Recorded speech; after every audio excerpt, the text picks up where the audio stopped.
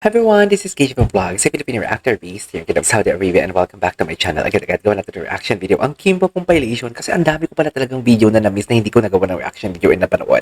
So without further ado, let's all watch this. Ano to? Diyos ko, kahapon hindi ako naloka ko kay Paulo. Hinila niya talaga si Kim. Hilang-hila niya talaga si Kim for today's video. Ay, ganun ba talaga dapat, Mel? Chavis. Ay, ano nangyari? Pampagood vibes. Kasi napasuko kayo. Iba naman sumali o ginawa niya yun kasi napasubo na lang. True. Ano mas gusto mo, yung napasuko ka o napasubo ka? Hoy, Bakit? Oh, di ba iba? Kasi parehong labag sa kalooban mo. True. Napasuko ka. Hindi mo yung gusto eh. Truly. Ng opinion na iba. Yung napasubo, pasuko. Ay, ta. Pasubo na lang po. Napasubo. Oo. Mapatunayan ka dun sa nagpasubo sa'yo. Anong gusto mong patunayan sa nagpasubo sa'yo? Eh? Ba't sila tumutong? Uy. Naiiyak ka na. Iba kasi di ba Naiiyak ka na. Naiiyak na si Kim. kahit napasubo ako, Yes, Kim. Ano na, Kim? di ba? Hindi ka, di ba sabi Hindi ganun yun. hindi mo kaya yan. Pero, sandali, kaya ko. Tsaka yung Kaya. naranasan mo na yun, sabi, hindi mo kaya yan. Tapos sabi mo, kaya ko kaya. Hindi mo kaya yan. Gagigs talaga na si Vice. Patunayan mo kaya. Nakakaloka si Vice. Ayop. Diyos ko. Ay, magkamukha talaga sila. Tingnan natin. True ba? Ay, oo nga. May bang... May nagagalit. Nakaka-cancer yun. Siguro, Answer. Tapos nagalit pala si Kim Jong. stress. Stress. Ayan. Ayan. Ano chika dyan? Siguro isang na-discover ko dito sa kay Kim. Ano? Sa habang ginagawa namin itong pelikula na to ay marunong pala siya magalit. Ayan. Sino yung itsura ni Kim? Yung itsura ni Kim. Marunong Baka nagalit si Kim. baka nahawa siya sa akin pero Nakahawa siya sa akin. influensya yun. Aminado si Paolo. Aminado si Paolo. Super. Suffer. Uy! Ewan ko sa inyong dalawa. Nanggigigil ako. Anyway. Samantala, kilig overload ang naramdaman ng fans sa fan meet at poster reveal kasama sina Kim Chiu at Paolo Avellino. Yun, Paolo. Panay ang tuksuhan. Iba din talaga yung ano nila dyan eh. Iba din yung kiligan nila. Uy, ito ano to? Ito nga may babaon nga. Favorite scenes daw. Mga scenes kasi na slow-mo na umuulan. Okay. Ako, gustong-gusto ko siya dahil binigyan ng effort ng lahat ng tao sa set para paganda. Binigyan ng effort ng So, pag nakikita ko or naalala ko yung exam, naalala ko lahat ng naghirap para magawa yung shot. True. Oh, yan yung favorite niya. Gabi pala siya sinat. Ay, hindi. Akala ko yan yung trailer, yung teaser nila na linabas. Nagabi siya. Yung hindi natin madibang-dibang, di ba? Bebot? Si Paulo to? Si Paulo yan? Hala, ang lala ni Paulo. Bebo. Hapon po sa inyong lahat. Yung nga si Paulo. Maniwala po ako sa kasabihan na ang taong hindi marunong lumingon sa pinaroroonan, May stiff neck. malamang natulala sa aking kagandahan.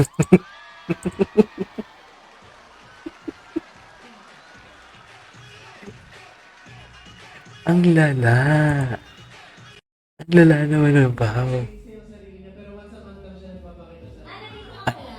Nandito ka pala. Wait, tinawag niyang mainstay ang sarili niya pero once a month lang nagpapakita. K to D. Nandito ka pala. Baldagulan na mag-bestie sa ASAP. Baldagulan na naman pala sila.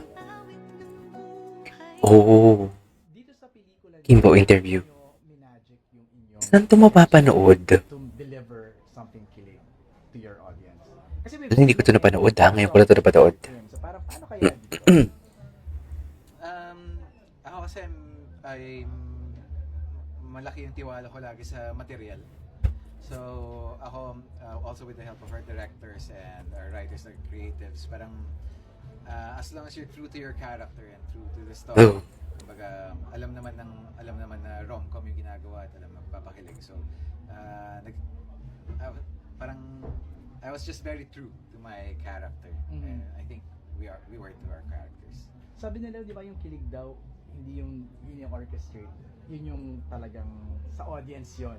Dapat audience yung nakakaramdam nun. Oo, Tama ba? di rin namin alam eh kung Okay. ano yung ginagawa lang namin yung para makapaghatid kami ng kwento. Okay. Actually, yung story naman talaga and the script, yun talaga yung sinusundan namin. Siguro Mhm. yung kung paano lang kami magtrabaho. Hindi ko alam. Ewan ko. Parang okay naman pag sinabi ko, nakakakilig kami. Oo. Parang hindi naman siguro Totoo. maganda pakinggan. So yung guesting nyo sa ASAP, sobrang pinag-uusapan talaga daw siya. Parang sabi nila, Ito. hindi na daw Guesting. totoo yun. Mahaba pala to. Master, hindi niya rin siya. Oo, parang Hindi sinasabi ako nila. kumakanta ng R&B. Parang sinasabi Gagawin nila, talaga lahat para sabay ng happiness katabaho mo lagi. True. Totoo yan. Ganun talaga. Wala tayong magagawa doon. Kung ganun talaga siya. Di ba?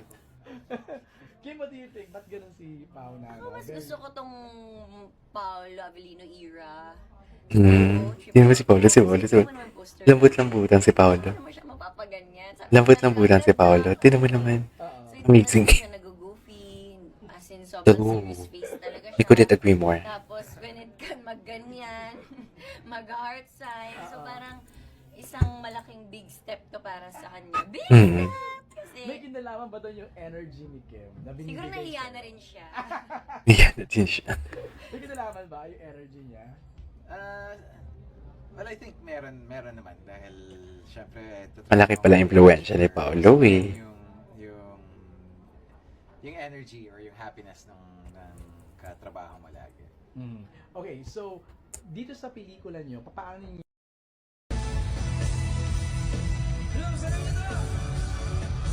Okay.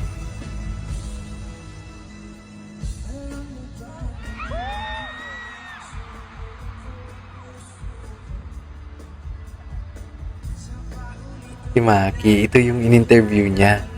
Ito yung in-interview niya si Paolo. Natumbok mo, Kimi. Ikaw ang liwanag. Liwanag na. Liwanag ng star ko pala. Okay.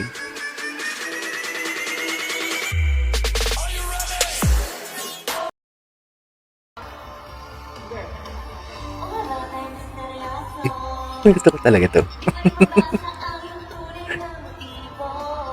Gusto ko talaga to.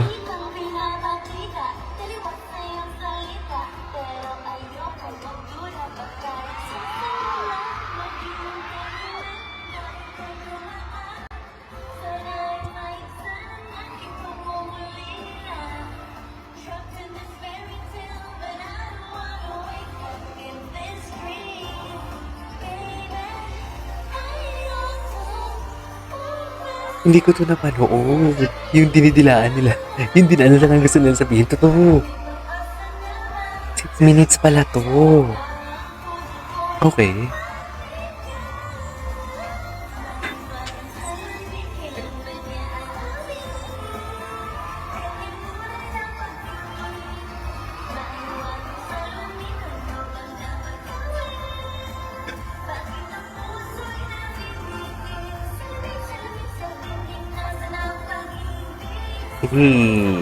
Okay.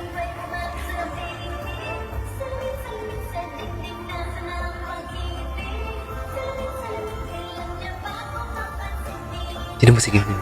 Hindi na siya nag-react. Hindi na siya nag-react. Bakit hindi naman nag-react? Bakit hindi nag-react?